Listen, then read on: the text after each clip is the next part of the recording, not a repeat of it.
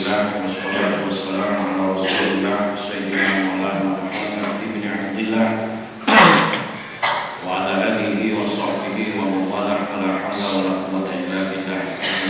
Subhanaka la ilma lana illa ma 'allamtana innaka antal alimul hakim. Rabbi shrah li sadri wa yassir li amri wahlul 'uqdatam min lisani yafqahu qawli. Amin ya rabbal alamin. Teman-teman, para bapak, para ibu, para jemaah, alhamdulillah sampai dengan malam hari ini Allah masih beri kita kesehatan, kekuatan, sehingga waktu kita pada bulan Ramadan tahun ini sudah dapat 25 hari. Terus ya, mudah-mudahan Allah kuatkan kita, amin. Mudah-mudahan Allah sampaikan diri kita hingga akhir Ramadan, sempurna Ramadan kita di akhir Ramadan. Allah ampunkan dosa-dosa kita semuanya, amin ya rabbal. Tak lupa mudah-mudahan Allah berikan kepada kita keberkahan umur yang panjang fi taatillah, dan Allah sampaikan di Ramadan tahun-tahun yang akan datang, amin ya rabbal. Salawat dan salam kita haturkan pada umat kita Nabi Muhammad Rasulullah sallallahu alaihi wasallam. Sallallahu alaihi Muhammad. Jadi yoyonya tadi sing duwe akeh dhewe itu sing paling tuwek karo sing paling cilik.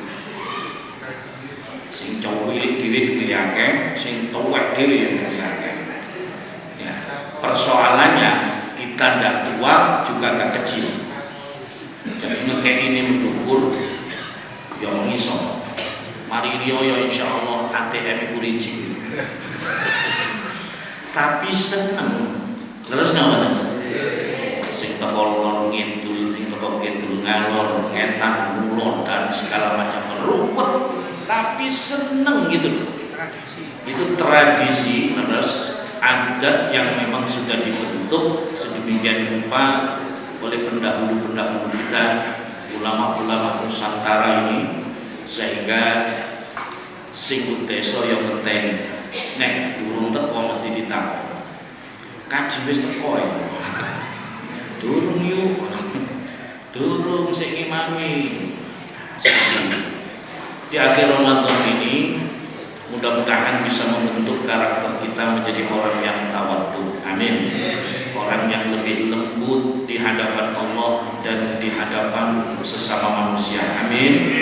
Hilang penyakit-penyakit di hati ini karena ditempa selama bulan Ramadan, dan mudah-mudahan ini akan menjadi satu bekal kita untuk 1 tahun yang akan datang. Amin ya rabbal. Bapak Ibu jamaah yang dimuliakan Allah Subhanahu wa taala, menukil dari syarah kitab Berjanji. Kitab sholawat sing paling tuwek niku berjanji. Biar niku nek baik ini sholawatan mesti kitabe berjanji. Kitab ini disyarah atau dijelaskan oleh ulama Indonesia, yaitu Syekh An-Nawawi bin Umar Al-Bantani, yang beliau ini dulu sempat menjadi pengajar yang sangat lama di Masjidil Haram.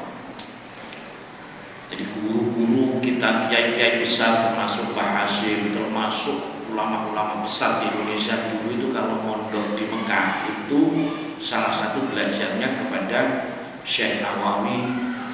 Kitab karangannya ratusan.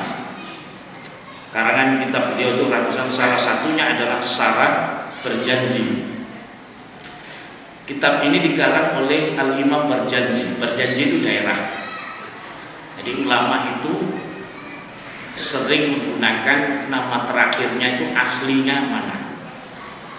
Al-Kufi berarti dari Kufah, seperti itu. Samarkandi berarti dari Samarkand. Ada ulama besar lagi di Mekah itu yang kalau saya ditanya dulu nggak ngerti saya. Ya Syekh, anta ma'lum fi at-Turmusi. Undi Termas, ternyata Termas, Pacitan. Itu ada ulama besar Syekh Mahfud At-Turmusi dan karangan kitabnya sangat masyhur. Salah satu di bait kita berjanji menerangkan bahwa kana aso Musa alaihi salatu wassalam, bahwa tongkatnya Nabi Musa alaihi salam, tongkatnya ini pemberian mertuanya yaitu Nabi Syuaib alaihi salam. Jadi mertuanya Nabi Musa itu Nabi Syuaib. Tuluha dawane tongkat iki asyrata diraun, 10 dirok. 10 dirok itu, 1 dirok itu setengah meter sampean ini. Ini 1 dirok. Jadi tongkatnya Nabi Musa yang terkenal itu berarti panjangnya 5 meter. Wasyubatani, terus di atasnya itu ngepang, ono congkoke. Syubatani, ada cabang buah. Nah, maktubatin, di tongkat itu tertulis. Di tongkat itu tertulis. Apa tulisannya? 1. Kullu sultanin la ya'dilu bisultanihi fahuwa wa fir'aun sawa'un. Ini nomor 1. Setiap penguasa yang tidak adil atas kekuasaannya, maka dia dan Fir'aun itu sama. Dia dan Fir'aun itu sama. Tertulis jelas bahwa dia dan Fir'aun itu sama. Bagaimana Fir'aun itu menjadi raja? Fir'aun itu lakop juga. Zaman Nabi Ibrahim, Raja Mesir itu namanya juga Fir'aun, julukannya. Ketika Nabi Musa memimpin Bani Israel, Raja Mesir juga julukannya Fir'aun ini dinisbatkan kepada Raja Mesir karena 1, bertindak semena-mena terhadap rakyatnya. Bertindak semena-mena terhadap rakyatnya. Bahkan seorang wanita zaman Fir'aun itu tidak punya hak atas dirinya.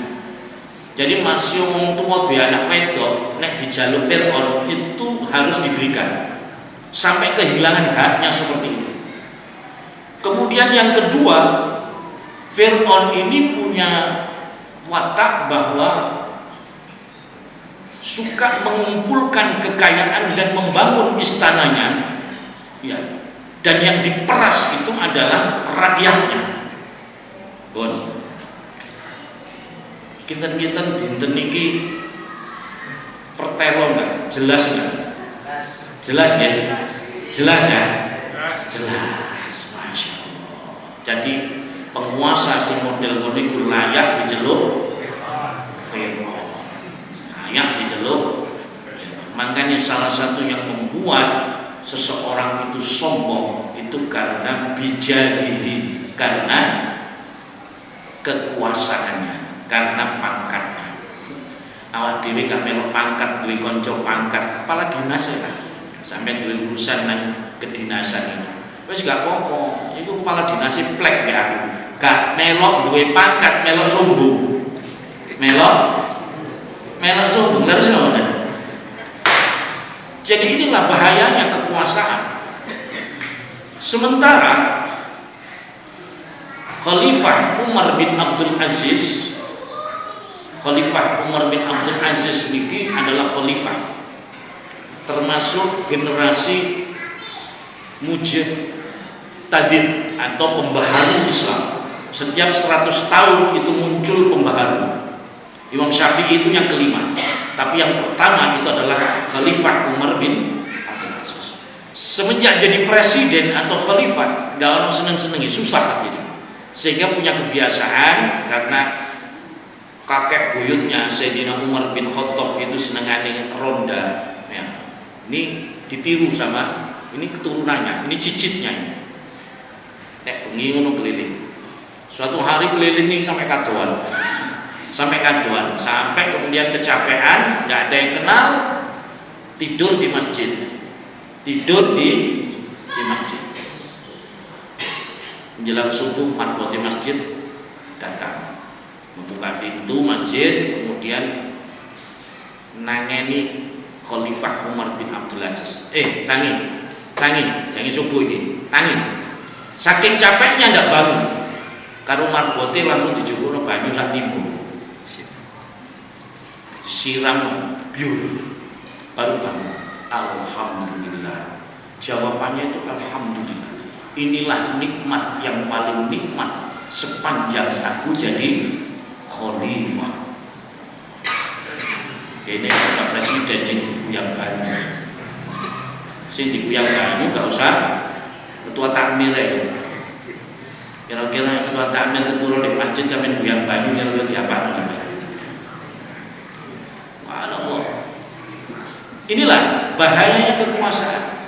Tulisan yang kedua di tongkatnya Nabi Musa, kullu alimin, setiap orang yang alim, yang berilmu, la ya'malu bi ilmihi, yang tidak mengamalkan ilmunya, fahuwa wa iblis sawahu, maka dia dengan iblis itu podoai, sama. Itu tulisannya. Ini mengingatkan kita, siapa saja yang Allah karuniakan ilmu, ya maka harus diamalkan ilmu.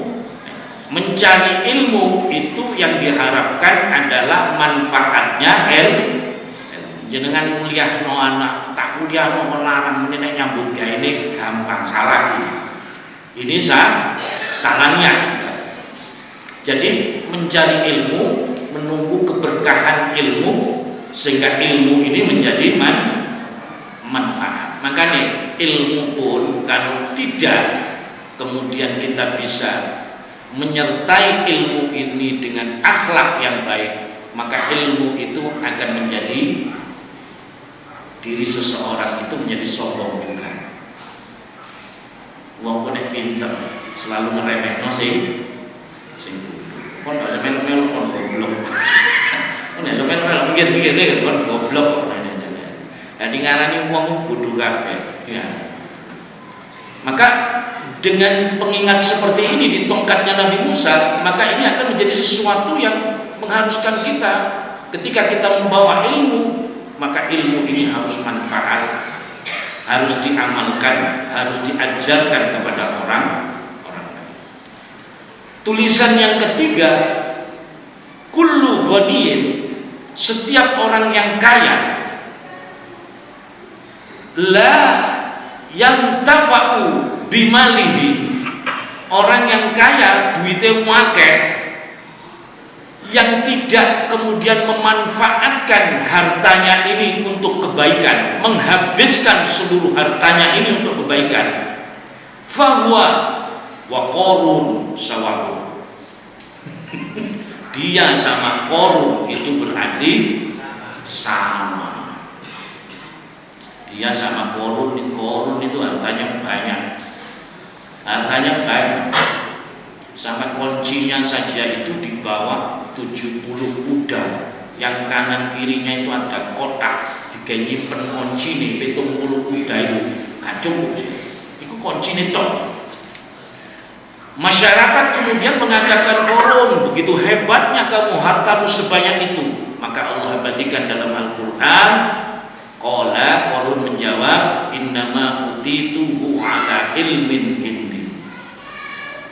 Aku suki soalnya aku pinter, aku cerdas. Kon goblok yang larang. Kon goblok ya. Nah, akhirnya apa? Hartanya Qarun ini dimasukkan oleh Allah ke dalam bumi, beserta dengan Qarun ikut ditenggelamkan ke dalam bumi. Seperti itu. Makanya awak diminta gedung sumur nemu emas diarani harta karun.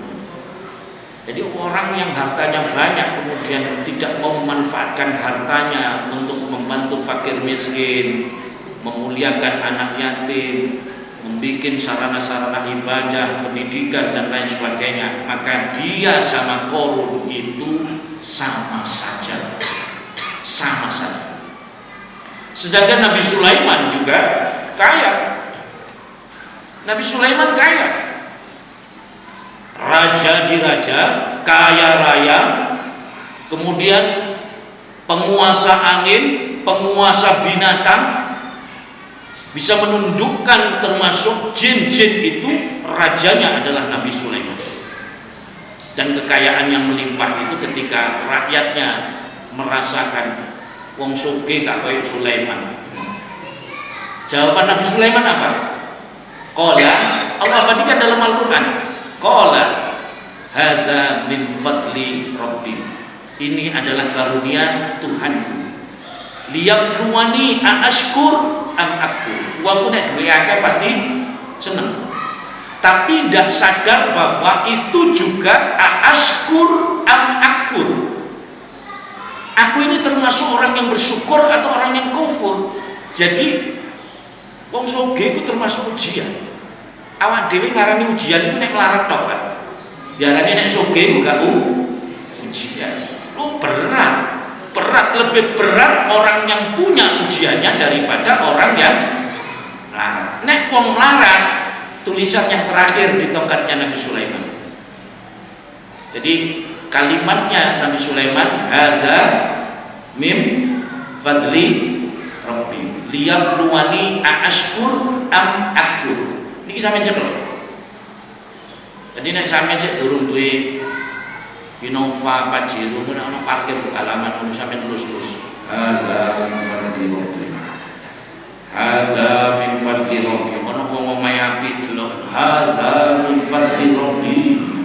Ashkur, jadi yang tuani ashkur am akfur. Iki biasa ngulang-ngulangi. Kula dijasai guru kula. Rumiyin waktu zaman haji lawas, abah saya itu termasuk haji pesawat yang pertama kali.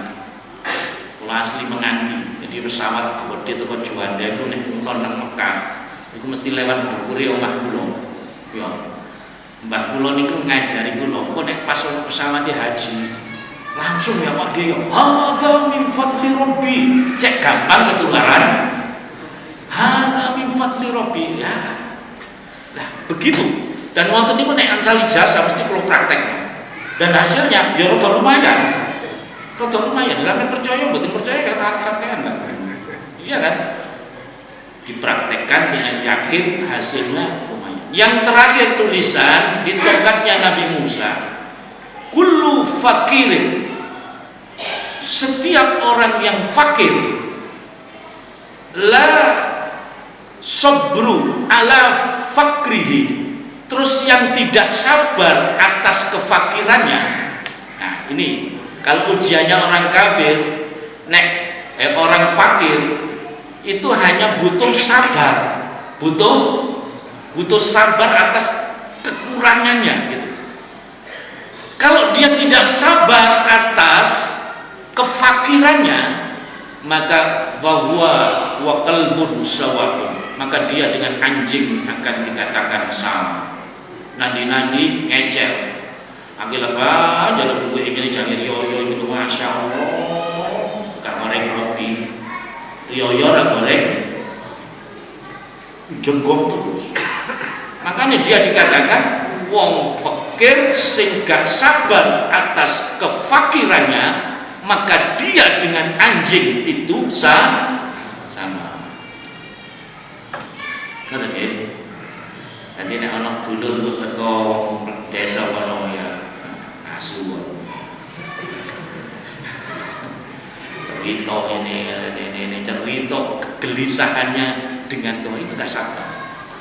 Nah, ini sebagai bekal di akhir Ramadan tahun ini, mudah-mudahan kita menjadi orang yang tawadhu, mudah-mudahan keluarga kita dijadikan oleh Allah orang-orang yang mulia, orang-orang yang dianugerahi harta yang manfaat, orang-orang yang dianugerahi ilmu yang diamalkan, amin, dan orang-orang yang selalu diberi jalan keluar atas segala permasalahan kehidupannya, sehingga urusan dunia, urusan akhiratnya dimudahkan oleh Allah Subhanahu wa taala. Mudah-mudahan, mohon maaf atas segala kekurangan.